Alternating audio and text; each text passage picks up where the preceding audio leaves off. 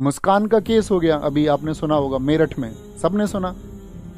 हिंदुस्तान का कल्चर ये है कि तुम उस हिंदुस्तान को बदलना चाह रहे हो। आप ये सोच रहे हो कि ये जो लोग हैं ये क्रांति कर देंगे। जो मीम्स बना रहे हैं मुस्कान के नाम पर, लोगों को दुख नहीं है। मतलब लोग ये नहीं सोच रहे हैं कि ये कितना निरसंस कार्य हुआ है, इस पर थोड़े गम की स्थिति होनी चाहिए, थोड़े दुख की स्थिति इस पर होनी चाहिए। लोग उस पर मीम्स बना रहे हैं। नीले ड्रम पर मीम्स बन रहे हैं इस देश में। आप इनकी बौद्धिक चेतना की बात कर रहे हो कि ये उठ जागेंगे।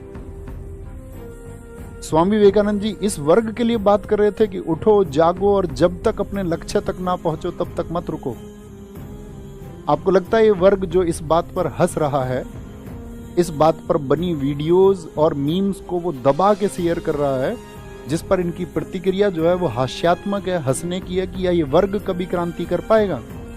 ये घटना जब उसके घर में घटेगी तब वो शायद अकेला भी गमगीन होगा और उस समय बाकी समाज भी हंस रहा होगा, क्योंकि हमने उस स्थिति को हास्यास्पद बना दिया है। हमारी चर्चा में वो इंसिडेंट, वो किस्सा एक हास्य किस्सा बन चुका है।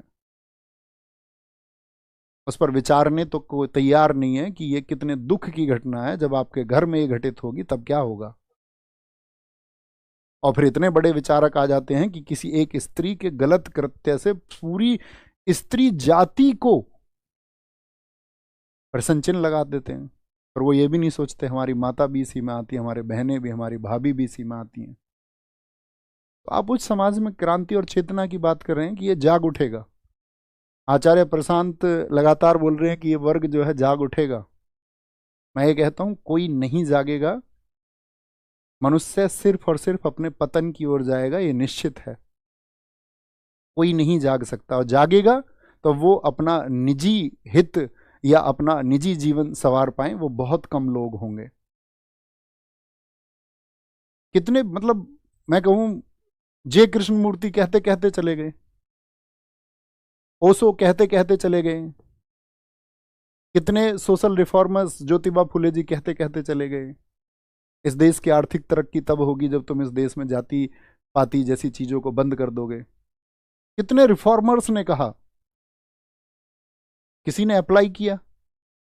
तो सुनना और सुन के अच्छा लगना बड़ी अच्छी चीज है, लेकिन उसको अप्लाई करना वो बड़ी कठिन चीज है। ठीक है।